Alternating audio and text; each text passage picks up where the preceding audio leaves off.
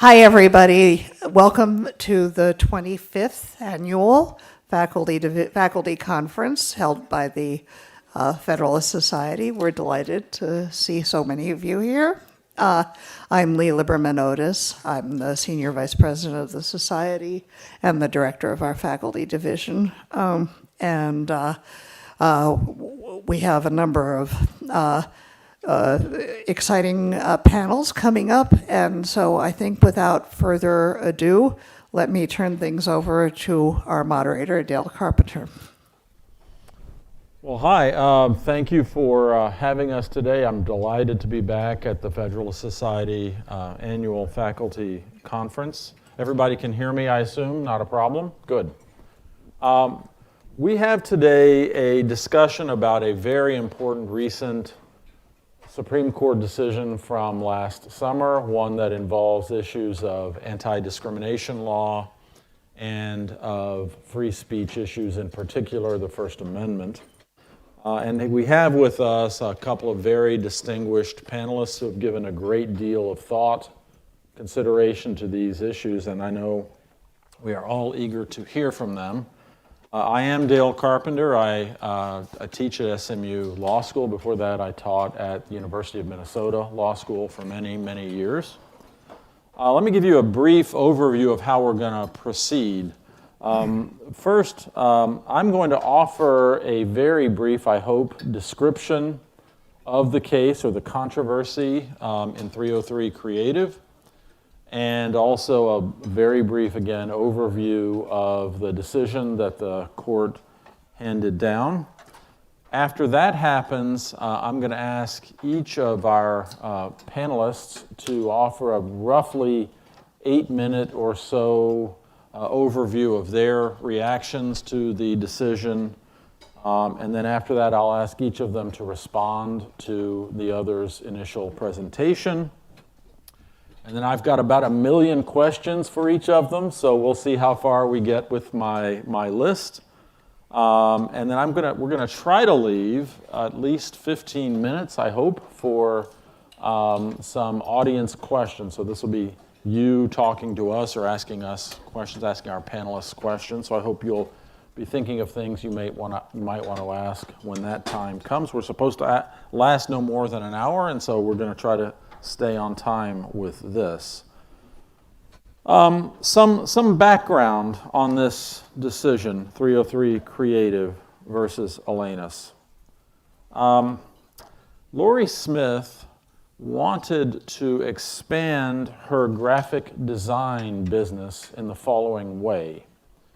She wanted to offer website designs for wedding websites, and this was going to involve a number of different kinds of activities.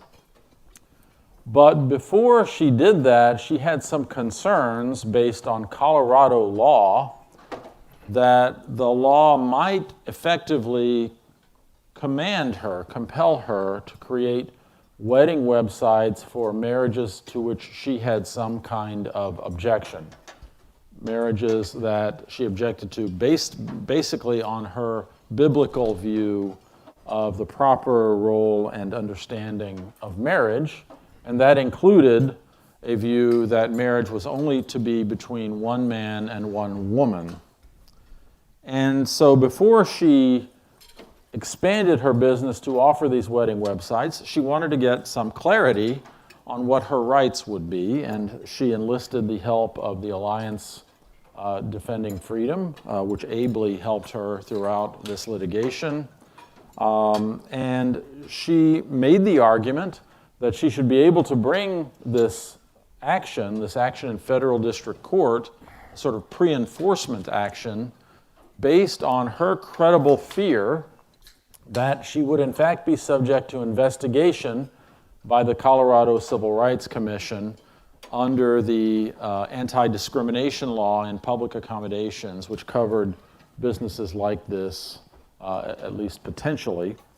And she was afraid that she would be compelled by that commission at some point to be required to create these wedding website designs for, among others, same-sex couples. There was a basis for that because all of you remember that just 5 years ago, the court decided a case called Masterpiece Cake Shop, which I'm sure that we will discuss at some point in this hour, in which the court confronted a baker who said that he had a First Amendment right not to have to create a wedding cake for a gay couple. So basically, the law in question prohibits all public accommodations, which are broadly defined, from denying the full and equal enjoyment of the accommodations, goods, and services. And again, the definition is quite a broad definition. It's been expanded over time. So when the district court confronted this case, there were a number of very important stipulations that the state of Colorado, the Civil Rights Commission, and Lorie Smith agreed to. Among these were the following: that Ms. Smith would be willing to work with all people regardless of classifications such as race, creed, or sexual orientation, and would be glad to create custom graphics and websites for clients regardless of their sexual orientation. So she would work with LGBT people, or at least LGB people. Moreover, the websites, this is all stipulated, the websites that she was proposing to create for all of these couples would include very traditionally expressive modes of communication. So the website designs would include elements of graphics, maybe videos. It would include her own original writing. She would try to tell the story of the couple as they recounted it to her in the most compelling way that she could do so. So these were basically services that she was offering that were inherently expressive in nature. They were not just a matter of non-expressive provision of some goods and services. The district court, she sought an injunction preventing the state of Colorado from enforcing its anti-discrimination law against the wedding website creation, to which she objected, and she lost in the district court. She also lost in the 10th Circuit in a somewhat unusual decision, to say the least, in which the 10th Circuit basically agreed with everything she had to say right until the end of its decision. So it said, for example, that the application of the Colorado anti-discrimination law was a content-based regulation that would be subject to strict scrutiny, that the activities that she was proposing to engage in were pure speech. There was no question of the application of First Amendment doctrine and protection. And then the court got to its strict scrutiny analysis, in which it decided that, first of all, the state of Colorado had a compelling interest in eradicating sexual orientation discrimination, but it had to enforce that, its provision had to apply it to her in the narrowest possible way. And the reason it could apply it to her in the narrowest possible way under these circumstances is that the wedding graphic website design services that she was offering were unique in nature. No one else offered those specific services, the colors, the words she would use, and so forth. She was a unique service provider, and the only way Colorado could make sure that gay couples had access to these services were to compel Lorie Smith to provide them. Well, the Supreme Court, at the end of the day, when it got this case, decided it on these free speech grounds. There were alternate grounds that it could have been decided on, but the court decided it should be decided on free speech grounds. I think the decision is basically this, amounts to this. The first principle I think the court gives us is that the state can't compel a speaker to speak its own messages. So the government, citing cases like West Virginia versus Barnett, can't prescribe a message that someone then has to speak. And the court said that that's exactly what would be happening if Lori Smith were required to create these wedding websites for gay couples. Her proposed services were expressive. Again, that was stipulated. They were her own expression, not just the couple's expression. They might have been the couple's expression, but they were also her own expression. And they would include her own words and her own artwork. So it was very much her speech at stake, compellingly in this case. Moreover, the court concluded, the fact that the product or the service she was offering was a product or service offered for profit didn't matter. That First Amendment protection extends into the commercial marketplace. First Amendment analysis still applies. Speakers don't shed their First Amendment rights just because they sell things for a profit. Think of the New York Times, which sells, it hopes, for a profit. It's newspapers, book publishers who sell books for profit and so forth. All of these are First Amendment protected activities. Now, Colorado argued basically that that the restriction that would be imposed on her, the compulsion here that would be imposed on her potentially, if she were ever to offer these services, was not a restriction directly on her speech. It was a restriction that was only incidentally burdening her speech. So it was an incidental restriction on speech. It was instead aimed mainly at discriminatory conduct. That's what the statute said. It didn't mention speech, and that was their argument. And that's just like the application of any kind of garden variety anti-discrimination law. So nothing to see here in terms of the First Amendment. And moreover, I think Colorado argued, unsuccessfully, that the objection that Lori Smith was making was an objection based on the status or identity of the customer, that is, of gay couples, gay people.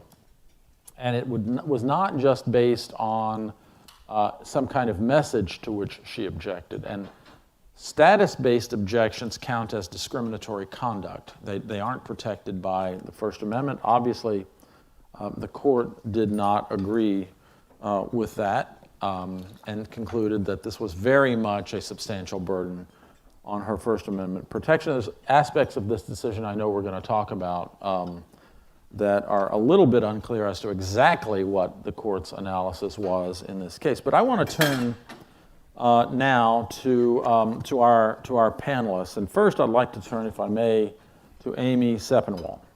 She is an associate professor of legal studies and business ethics at the University of Pennsylvania, the Wharton School, and then I'm going to ask Mark to speak.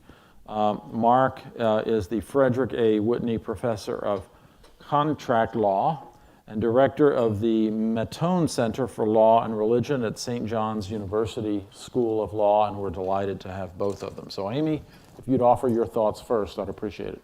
Yes, thank you. So I am also delighted to be here. Thank you, Dale, for setting us up so nicely. And I also want to thank Mark, who very graciously invited me to be part of this conversation. I've learned a tremendous amount from Mark's scholarship. He also has a fantastic podcast that I commend to you, Legal Spirits. And there, too, you can learn a lot in a very engaging format. So I'm going to contend that, or I'm going to aim to draw out two problematic strands in the 303 creative decision. And the first of them goes to the thought that speech is special, that vendors who work in an expressive vein somehow deserve more protection than vendors who don't work in an expressive vein. And then the second strand that I'll pick up on is the thought that there is state action or state-compelled speech here in the first place. So let me elaborate on each of those in turn. And suppose for the moment that in enforcing its anti-discrimination law against Smith, Colorado would be compelling her to speak. The question that I want to ask is, are the interests that Lori Smith has in not creating this website different in kind from the interests that, say, a reception hall owner would have in not hosting a wedding that he opposes? And I think the answer to that question is no. If you look at the reasons for prohibiting compelled speech, you'll see that they apply with equal force to compelled hosting. So what are those reasons? Well, the first one is misattribution. We worry, for example, that if Mary is made to speak Paul's message will be mistakenly attributed to Mary. But here's the problem in this context. Vendors are not typically taken to be the authors of the messages that their customers commission. So to borrow an example from the legal scholar John Corvino, no one looks at a Valentine's Day cake that a baker has made that has the words "I love you" on it and infers that the I in the "I love you" must be the baker, right? If they were to infer that, they would have to believe that there were a lot of polyamorous bakers out there. Now, there might be something else going on in the misattribution worry. One might instead think that if someone like Laurie Smith lends her creative energies to celebrating a same-sex marriage, she must be someone who does not oppose same-sex marriage. So the misattribution arises in that respect. But there too, it doesn't seem like the ground of the misattribution is the words that Laurie Smith has offered in celebration of the marriage. You could again think of the reception hall owner who has to await the caterer and set up all the tables and chairs and arrange the place cards, lending lots of time, energy, and thought to his fostering of the wedding. And there too, you might say, well, if you put all this energy into advancing this particular marriage, you must not oppose same-sex marriage either. So for all those reasons, I think misattribution is likely to arise whether or not one is contributing by way of words or instead by way of conduct. A second reason for worrying about compelled speech goes to what some theorists call thought control. And the idea here is that if you're made to say things that you don't believe, that is potentially going to influence and maybe even interfere with your own thoughts. To whatever extent that worry is compelling, again, I think it arises with equal force in the context of compelled conduct or being made to do things that might be different from one's own commitments. So here, think about a nanny, for example, who works for an observant Jewish family. The person who is in this family's service might find themselves doing a double take if they switch on the lights on a Saturday, so accustomed might they have become to observing the laws prohibiting the use of electricity on a Saturday. Or again, they might do a double take as they grab a packet of non-kosher meat from the deli container, deli service, again, because they've become so accustomed to abiding by tenets that are not in the first place their own. So the thought here is that having to speak someone else's message doesn't play with one's mind any more than having to perform acts that are not, in the first instance, one's own.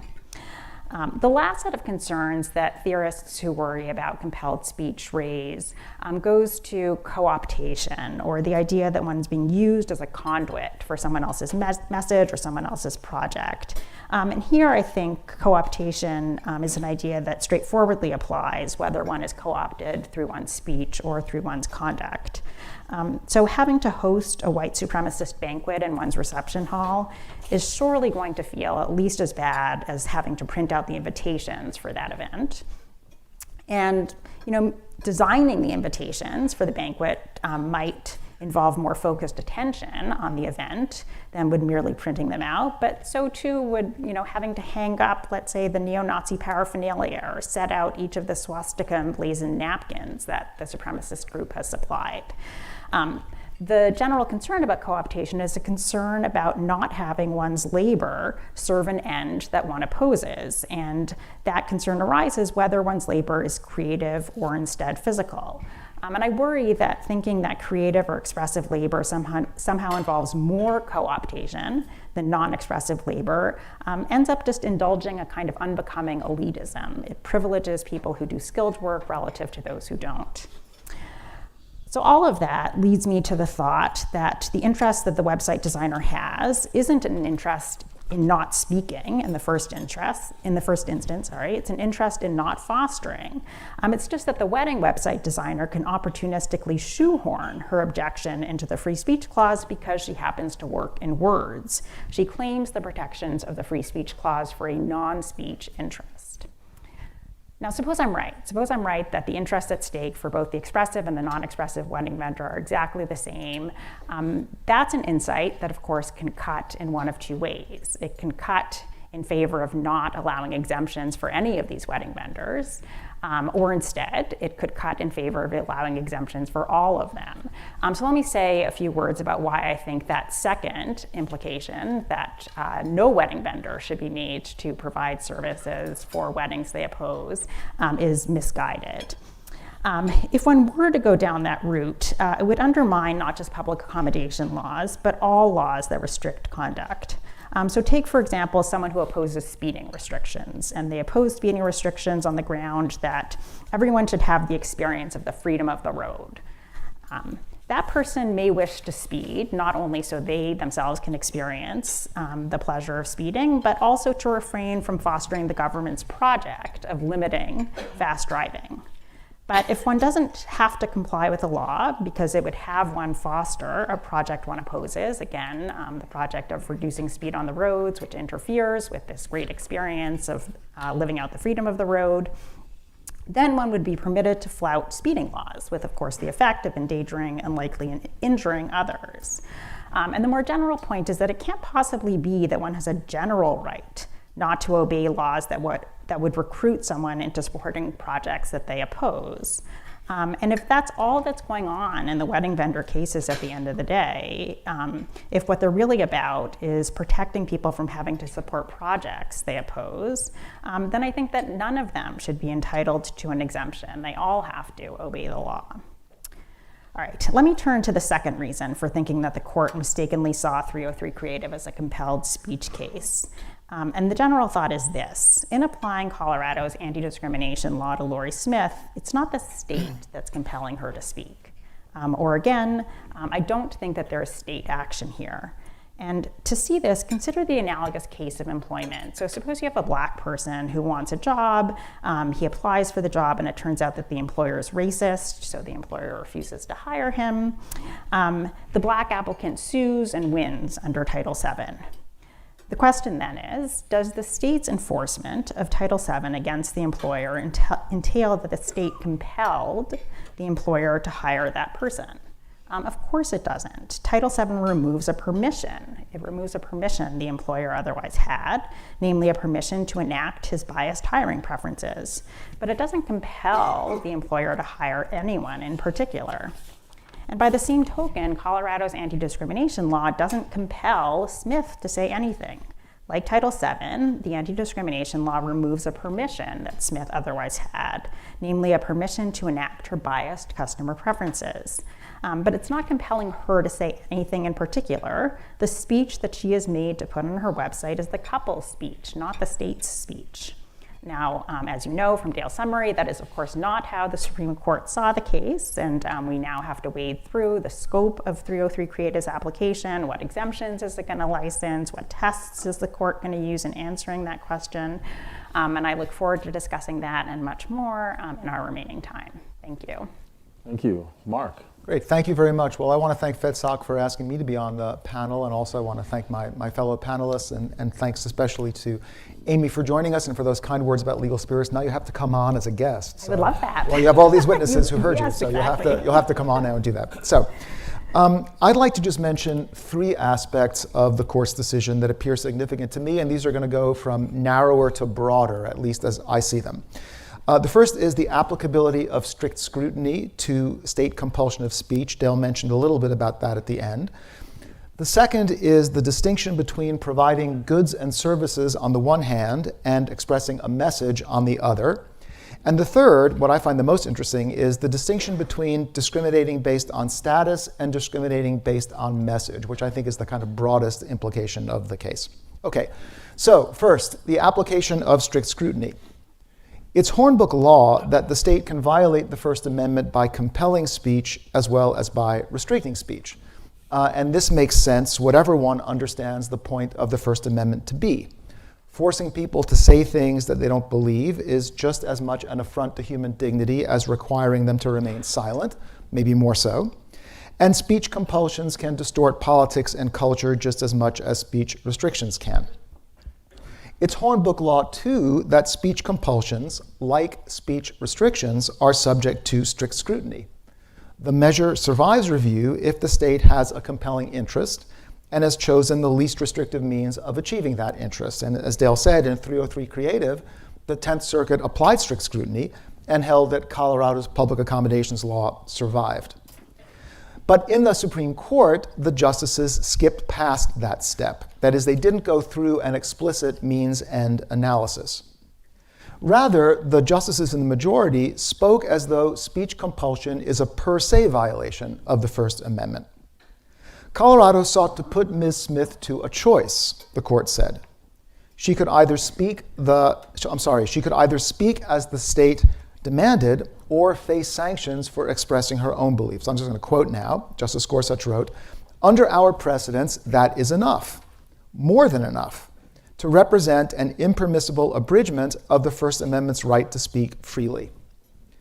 Now, it's true. The court discussed and indeed endorsed the state's compelling interest in preventing invidious discrimination in the market, including discrimination against LGBT persons, and indicated that that compelling interest couldn't justify requiring Ms. Smith to say something she didn't believe. And so you could say maybe that's a kind of implicit strict scrutiny analysis in the case. As Dale says, it's, I think, a little bit ambiguous. But the court's opinion suggests to me that it has now a categorical approach, that compelling someone to convey a message that the person doesn't wish to convey is impermissible, period. In this respect, 303 Creative reminds me of another case Gail mentioned, Masterpiece Cake Shop, which was, of course, a free exercise case. In Masterpiece Cake Shop, the court also skipped strict scrutiny without expressly denying its relevance. The court in that case held that Colorado state authorities violated the free exercise clause by disparaging the claimant's religious convictions.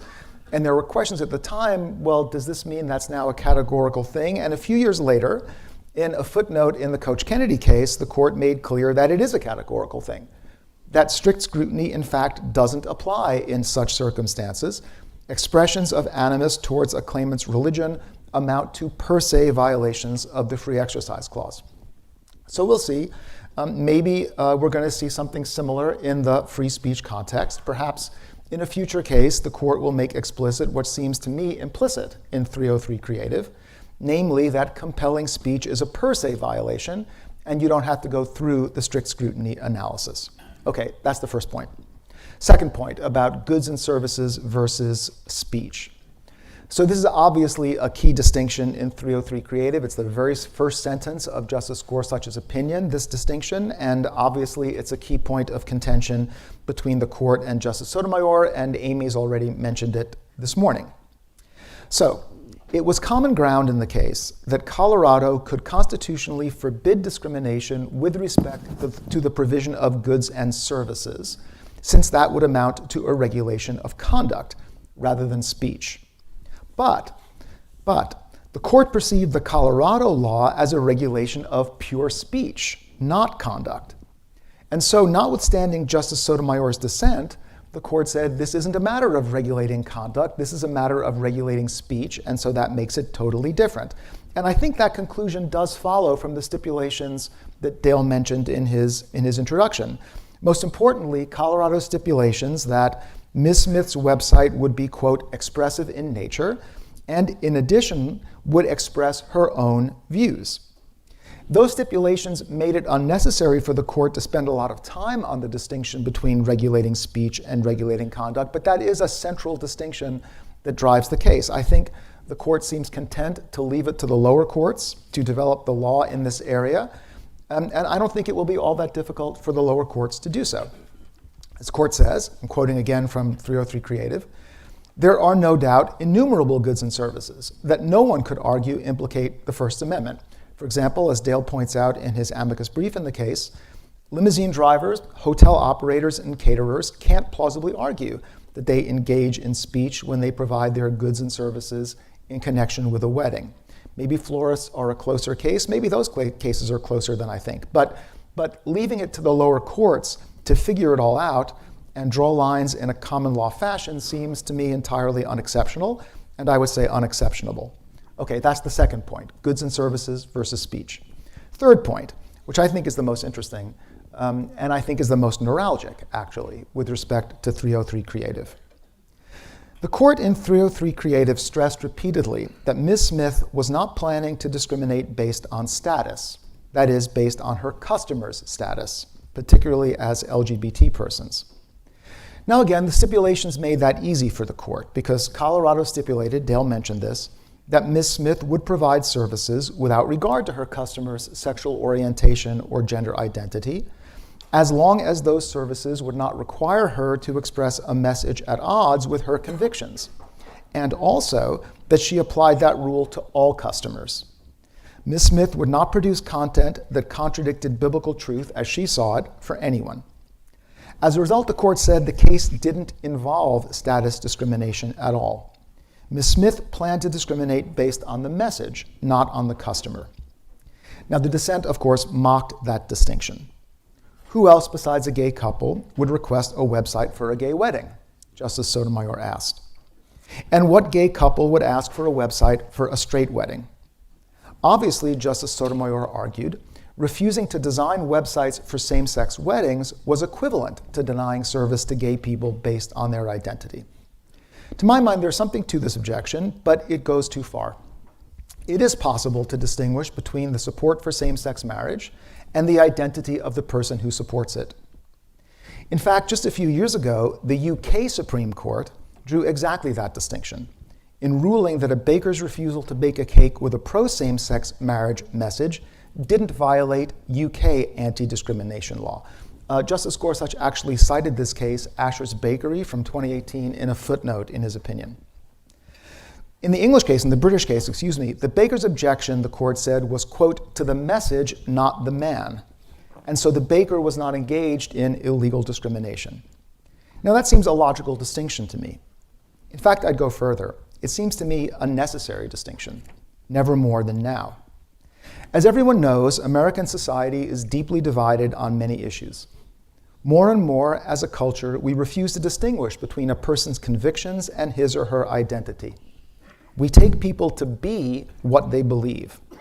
And that, to my mind, is a recipe for social disaster.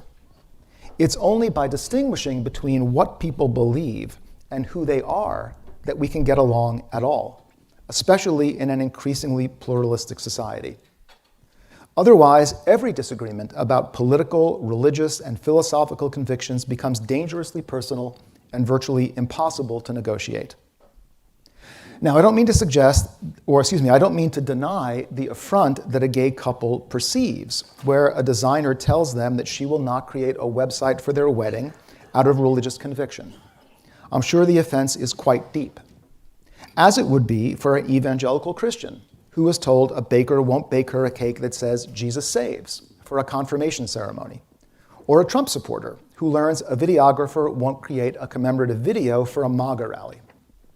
But unless we can agree, in the phrase of the UK Supreme Court, to separate the message from the man, I fear our social divisions will grow even deeper and harder to negotiate than they already are. So thank you, and time for questions. Thank you, Mark, very much. Mark's reference to my amicus brief in the Supreme Court reminds me that I should have made the disclaimer at the very beginning that I did file an amicus brief in support of Lori Smith's case. I hope, Amy, that you can trust I'm trying to be objective as possible and neutral as possible in this. I will tell you, my husband actually sides with you on this issue, so I don't want to trouble my own household, so I will be good, I promise. Let me ask, Amy, if you would respond to the points that Mark made, and specifically to the following ideas. One, this notion that the court is effectively announcing a per se unconstitutionality rule whenever there's compelled speech. I mean, you have to reach that part of the analysis where you've got compelled speech, but then it's per se unconstitutional, which means, I think, regardless of how compelling the government's interest and how narrowly tailored is the government's interest, the government can't engage in the compulsions. That's one part of it. The second part is the important distinction Mark points out between regulation of conduct versus regulation of speech, which I think is going to be open, as Mark says, to development in the lower courts. And Mark seemed to indicate that he thought this is something the courts could do rather easily, or maybe with some difficulty, but we could work it out. I wonder how you think about that. And then third, his point about the status versus message issue, that a discrimination targeted at the status or identity of a person is not protected under the First Amendment, but a discrimination or refusal to provide a service or good based on the objection to the message contained in that service or good, that is protected. And I think Mark cited the Asher's bakery case, which it seems to me involved a case where a customer comes in and asks for a cake that says, "Support gay marriage." And the baker says, "No, I'm not going to do that." Is that different from a case where a couple comes in, a gay couple comes in and just says, "I'd like a wedding cake"? Is it going to be so easy to distinguish speech from status in those kinds of cases? So that's a lot, but no, that's great. So let me try to take each of them in turn. First, on the strict scrutiny piece, I think Mark's analysis here is really insightful. As I recall, Justice Jackson in Barnett, the case recognizing a freedom not to have to pledge allegiance, doesn't advert to any kind of balancing at all, right? So there's, I think, good doctrinal support for Mark's position. The one thing I might say is to offer an alternative interpretation for why the court didn't undertake strict scrutiny.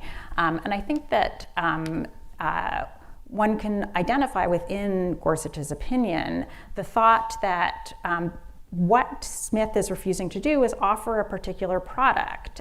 This is just not part of the inventory that she makes available to her customers, which is to say same-sex wedding websites is not part of the inventory. And if you think about it that way, then you might think, and this gets to Mark's third point about a distinction between message versus customer.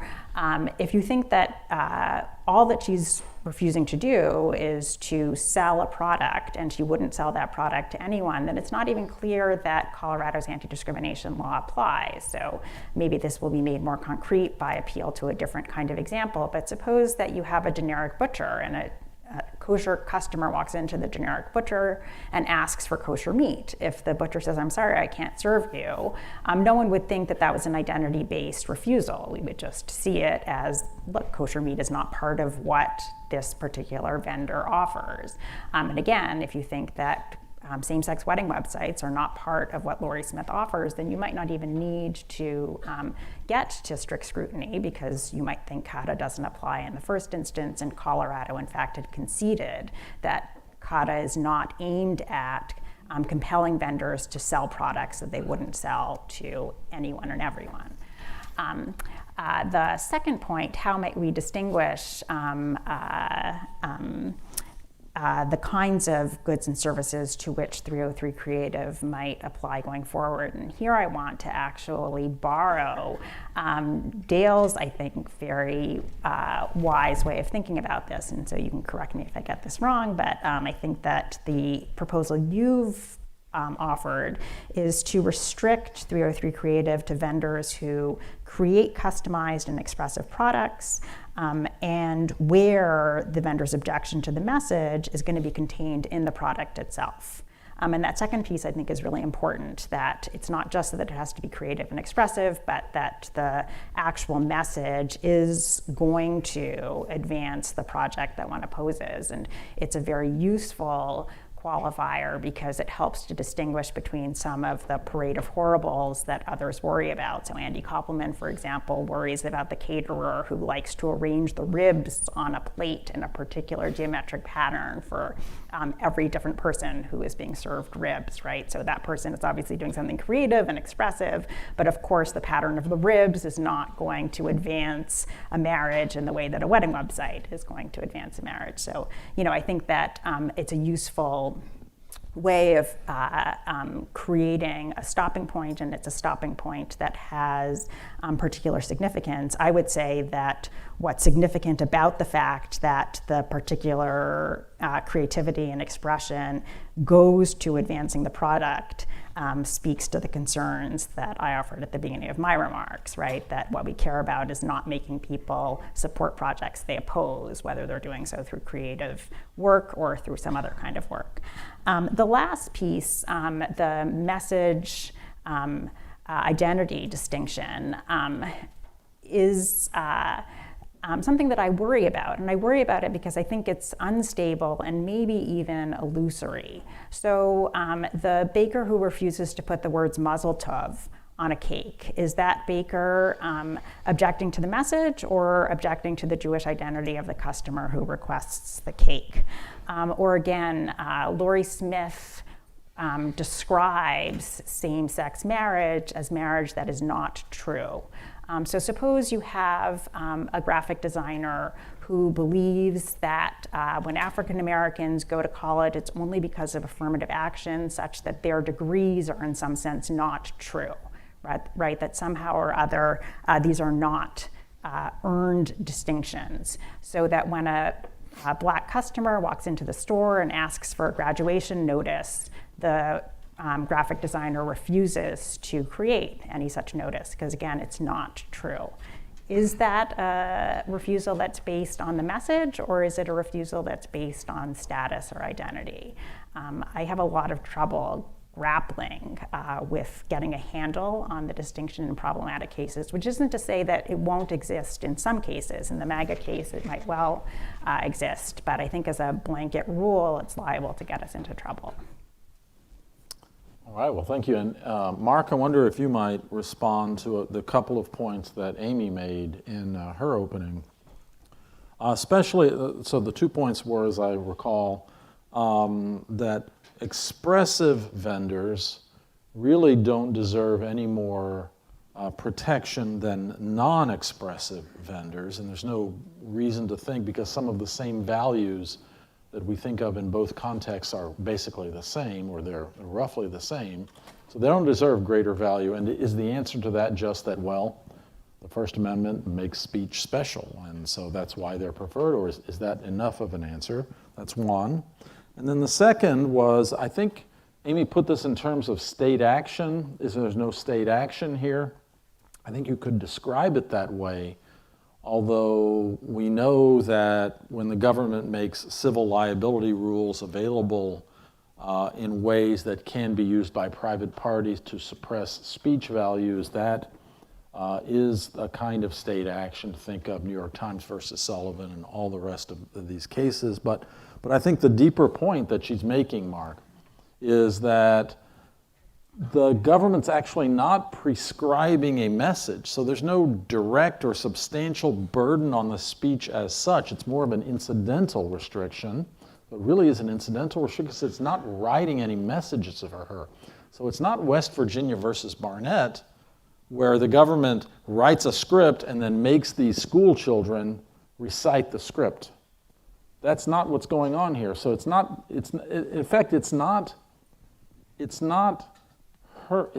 her speech, it's not the government speech certainly, but it is the customer speech, and nobody would confuse the two. Right. Well, those are really both very good points. So, and you kind of answered them for me. But the first thing I'd say is about Amy's first point. If we try to understand the values involved here, there isn't that much effort. I want to just give credit to Amy for bringing that up, because as lawyers, I fall into this, I guess, maybe more than some people. We're used to just looking at the text and saying, okay, this is what the text says, we've got to apply the text, right? It's not a question of deeper values. But the best legal arguments, of course, are those that actually look to deeper values and say, well, this is why we're looking at the text in a certain way that's kind of behind everything. So I want to give credit for that. We often miss that.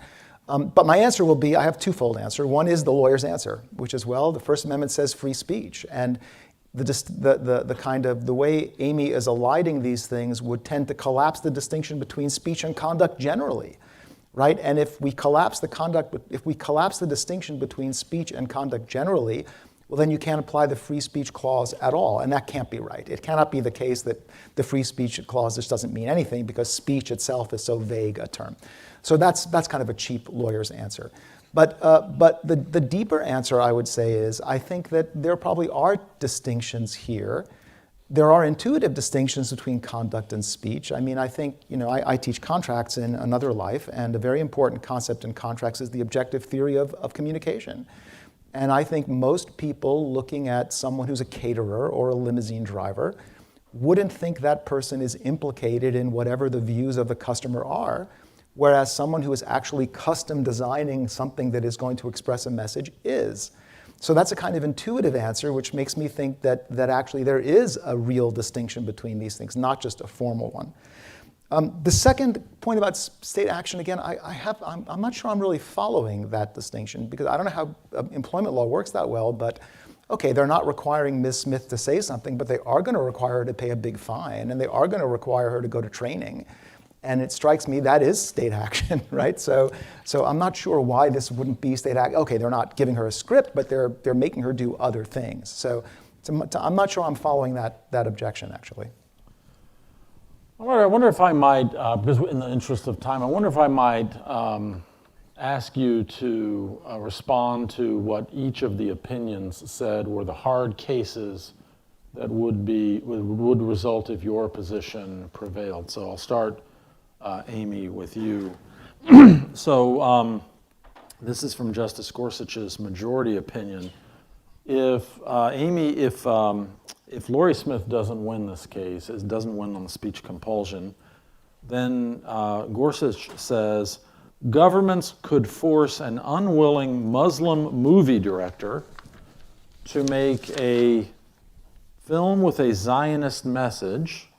They could compel an atheist muralist to accept a commission celebrating evangelical zeal, and they could require a gay website designer to create websites for groups advocating against same-sex marriages. And I actually heard a gay website designer express this very fear in relation to this case specifically. I wonder, do we just have to deal with those cases and that's fine, or is there some way to distinguish them from what's going on here?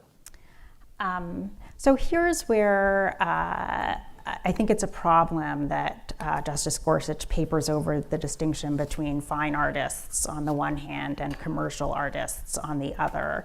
And one way to make out that distinction is to notice that the fine artist has ultimate control over the product that's delivered, whereas a commercial artist doesn't. So in your very helpful summary, and I think this was included among the stipulations, Lori Smith has her own message. I think that Colorado should never have stipulated to that fact. I think that that's not the way business works. If Lori Smith wants to create a wedding website for a couple, presumably she shows them a mock-up of the website before it goes live, and they give her feedback. And at the end of the day, creative control thus rests with the customer, and that is what distinguishes being a commercial artist from being a fine artist. So your Steven Spielberg Muslim director, I think Steven Spielberg is the example that the dissent uses, they will not have to succumb to this regime because they don't hold themselves out to the public as being commercial film directors. They make money through what they do, but they also have and retain creative control over what they do.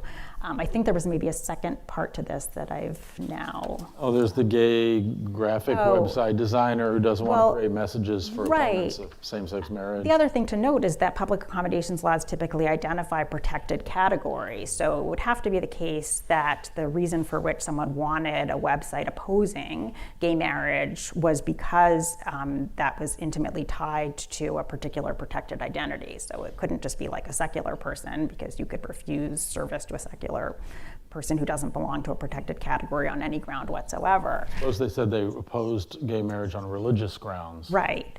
And then the thought is the mere fact that the product that a customer wants is a product that they want because it's a way of realizing their protected identity, isn't sufficient to get their foot in the door. If it were, then my Jewish customer who gets turned away from the non-kosher butcher would have a legitimate claim, right? So the non-kosher butcher can say, I don't sell kosher meat to anyone, and the gay website designer can say, I don't produce anti-gay messages for anyone. And it's the fact that you want this anti-gay message as an expression of your religious convictions doesn't make you different from the person who is opposed to homosexuality for non-religious reasons. Suppose it were a jurisdiction in which political message or political affiliation was a basis for protected classification. Yeah, so then I think that particular democratic community has decided that it cares enough about protecting the ability of people to speak and to have their messages produced by others that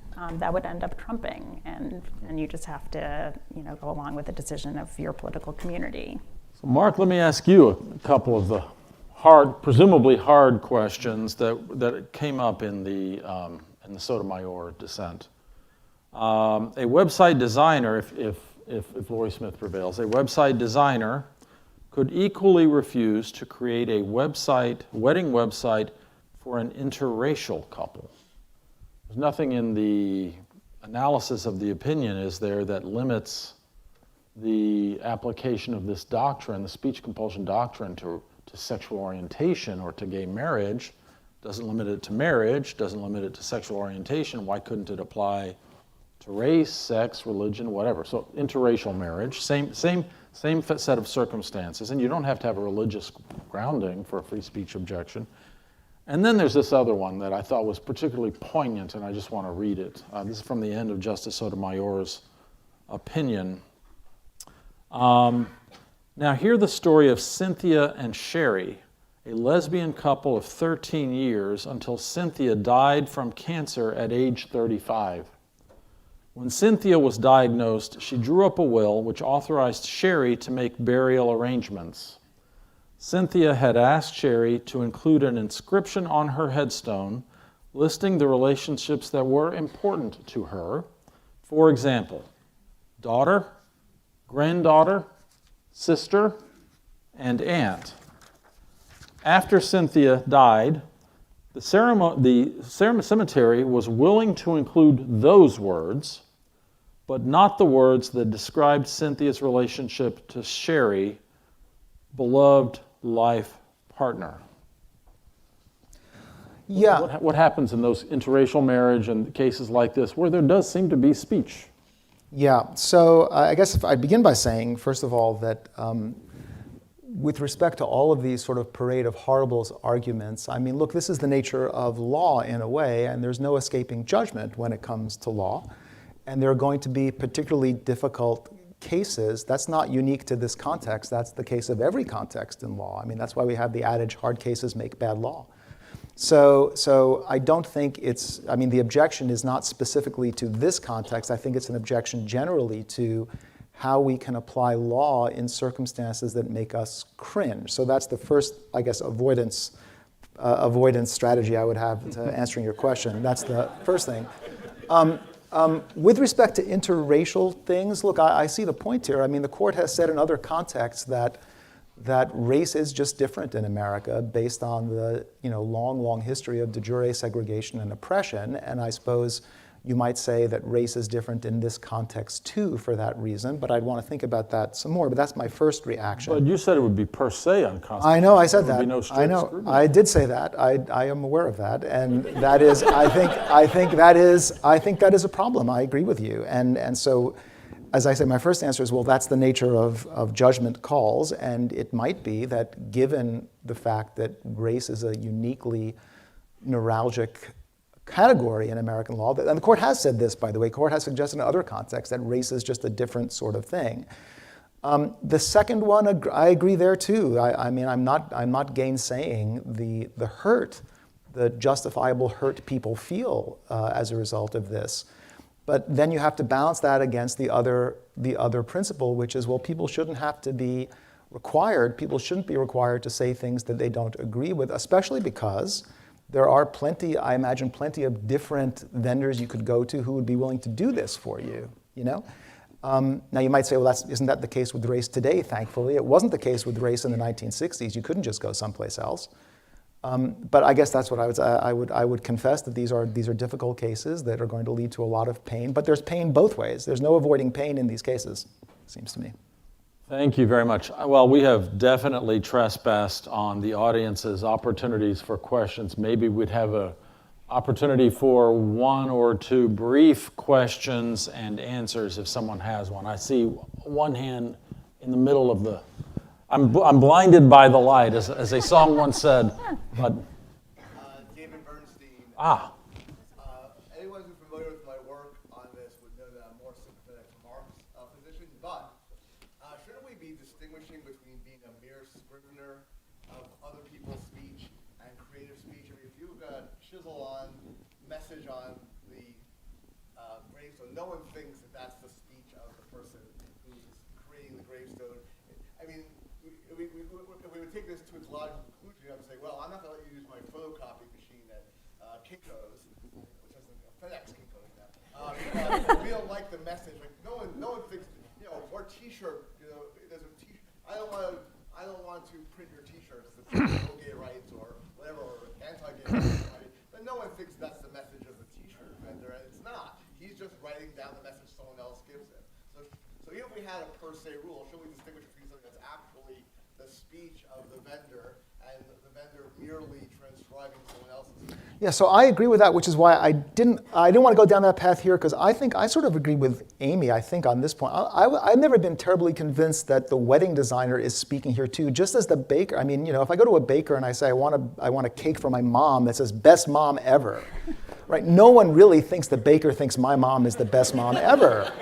She's a nice lady. She's not the best mom ever, right? And so I sort of agree with you, but then I think that's a problem with this case too. I think maybe I don't understand what web design is like exactly, but I think that's what I think it would cover this case too. I agree. very admirably brief, yes. Hi, I'm Larissa Lidsky, and I've been thinking and researching a lot about distributor liability in the defamation context for the restatement. And then yesterday, I was asked to present on Murphy, the Missouri case about conduits.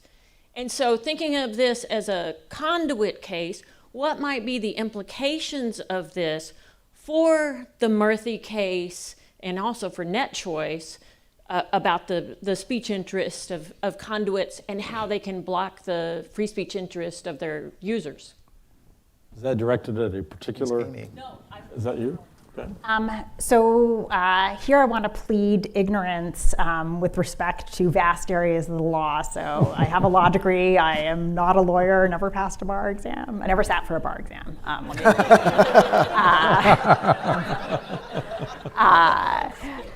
I will pick up on the net choice case. So I think the net choice case poses a real problem for progressives. Progressives don't like Lori Smith saying, look, I'm not going to host your content on my website. But that's exactly what Facebook, Twitter wants to say with respect to Donald Trump.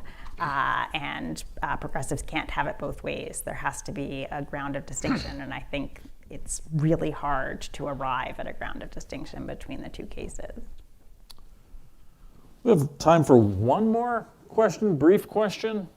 Someone has one? Yes, brief question. Hi, Mark Scarberry, Pepperdine. In terms of the objections, Mark Scarberry, Pepperdine. In terms of objections to compelled speech, it seems to me, Amy, you've left one out, which is the deep damage to personal integrity of having to speak a message that you don't believe. That strikes me as at the heart of Barnett and at the heart of compelled speech. Mostly for you, I suppose? So I take the point. I think that someone might say that the reason for which misattribution or co-optation is problematic is precisely for the reason that you identify, that it's an injury to the self to be made to foster a message that one opposes. there's a really interesting dimension, I think, to free speech jurisprudence and free speech scholarship, which reveals a kind of cleavage between the speech restriction theorizing and the compelled speech theorizing. So the speech restriction theorizing tends predominantly to be cast out in terms of political values, right? So we don't want the government restricting speech because speech is important to democratic discourse. When it comes to compelled speech, the political rationale virtually falls away, and all you get is something like an appeal to the self, right? That values of self-realization or dignity are impaired, impugned, if people are made to say things that they don't like. Now, here I'm going to appeal to Robert Bork, who more than 50 years ago worried about any kind of justification for free speech law that appealed to the individual, because he too recognized that there's no ready stopping point between worries about affronts to the individual through speech, whether it's restricting what they can say or compelling them to say something, and on the other hand, worries about injuries to the individual by restricting their conduct or making them do certain things. And it was precisely because he worried that the free speech clause would have no stopping point on a kind of individualist conception that he defended the political conception. But again, once you appeal to the individual concerns, then I think you're on my bandwagon, and Bork's too, as it turns out. All right, with that, our business is concluded. Please thank our Thank you. panelists.